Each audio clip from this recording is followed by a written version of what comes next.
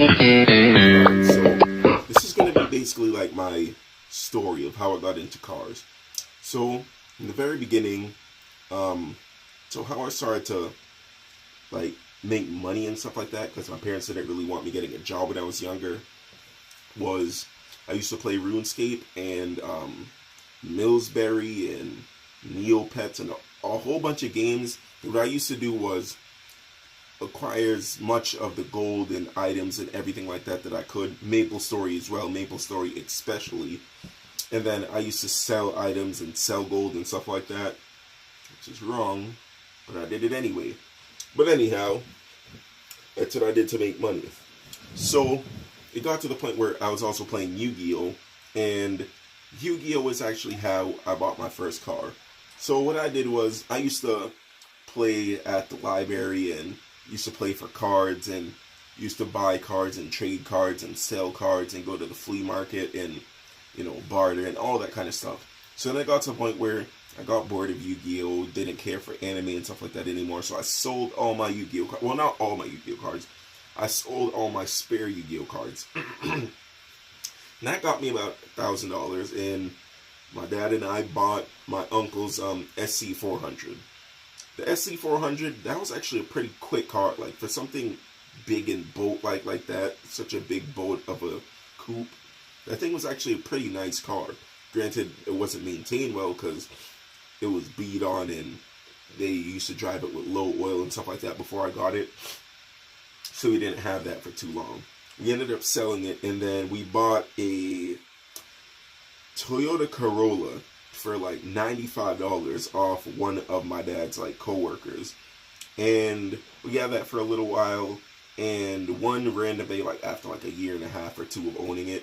And by the way, I bought the Sc400 at 15, and then by like 17-ish, we bought the Toyota. So then we had the Toyota for about like 2-ish years, maybe. I'm pretty sure it was 2 years, because this is how it works out. We had that for about 2 years, and one day my dad was driving it home, and somebody rear-ended him. And when they rear-ended him, it messed up a whole bunch of stuff. So what they had to do is they had to fix instead of totaling it out, they had to fix the exhaust, the rear bumper, the trunk, the 2 rear like fenders had to get fixed, and then the whole car had to get paint matched. So what we did was we fixed all of that stuff, and then we sold the car for about $2,000 and some change, because it was really low miles. So then after that, my dad and I were like, all right, so we have to get another car that I can drive as well as he can drive. So I was like, all right, let's get something nice to drive and sporty. So we compromised and we got a 2001 CLK 320. We were actually at the time going to get this I believe it was like a Porsche 911 or a Porsche Cayman or something like that. It was super cheap, but we ended up missing the sale, so then we couldn't get it, and then we got the Benz. So we had that for about 2 years or so, and then we sold it because my dad wanted to get a different truck, and I was just going to get another car. So then instead of sharing the car, because he already had another car, but he wants to get a newer truck. And then I was like, all right, so we sell it, I'll take my half, and then I'll buy something. So what I did was I bought a 2001 EM2, and it was red. I like the looks of it and whatnot. And I was actually going to get an Integra at the time that was stick, but my dad told me not to, which I was kind of mad because my boy bought it, and it ended up only needing $50 worth of things to be fixed. And I was also at the time going to buy a red 328 IS with a slick top and 60,000 miles for $1,200, because it was posted for $1,800, but the guy was like, all right, if somebody can come get it, $1,200. But then my dad was like, oh, it's a BMW, don't get it, it's going to be too much for maintenance. So I'm like, all right, I won't get it, which I really wish I did, because I could have flipped that for a good $5,000 like a year later. But I didn't do that. I got the EM2, and that car was a piece of crap. The guy who had it before was smoking more than weed, because the stuff that he did to that car, my God, that thing was in terrible condition. Like, the wiring, he wired in a system and speakers and everything like that, but instead of electric tape, put masking tape.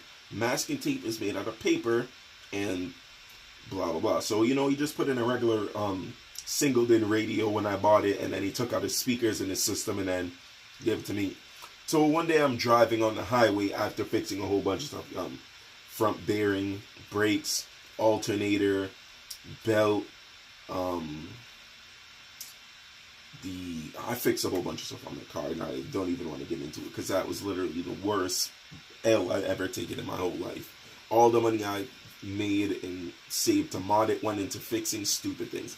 But anyhow, I ended up like driving on the highway one day, and I smelled like an electrical fiery smell. So I'm like, what the hell?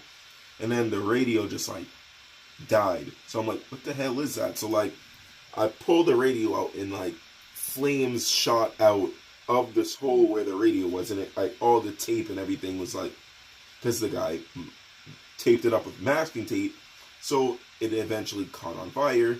And yeah, so luckily the flame wasn't like big, but the flame, like, when I pulled the thing out, the flame like came out behind it. So I like blew it out, pulled over, like hit everything down with like a t-shirt, went to work.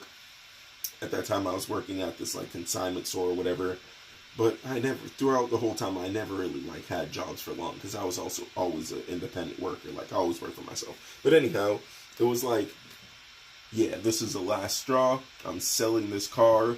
I'm going to take the biggest L in history, but that's life. So then I sold it, and then seeing as though that car killed me financially, basically, because I had to spend like a lot of money fixing it, because I bought it for like $1,500, and then I probably spent like $2,000 plus fixing it. So I was like, all right, taking this L, I'm going to sell it, and then I'm going to get something else. So then I was looking at a couple cars, 3000 Mitsubishi 3000 GT, couple things, SL500, all these kind of things, like at the auction, because they were all cheap. So I was going to buy those, but then they sold, and then I got the E36. And then E36, it was automatic, but it was still a nice car, blah, blah, blah. I got it at the auction for $810. My uncle actually offered me like $2,500 or $2,600 to buy it off of me, and I was like, I'm going to keep it. And it's bittersweet, because I met an insane amount of people, and I actually really got into cars, like modding cars and stuff after that.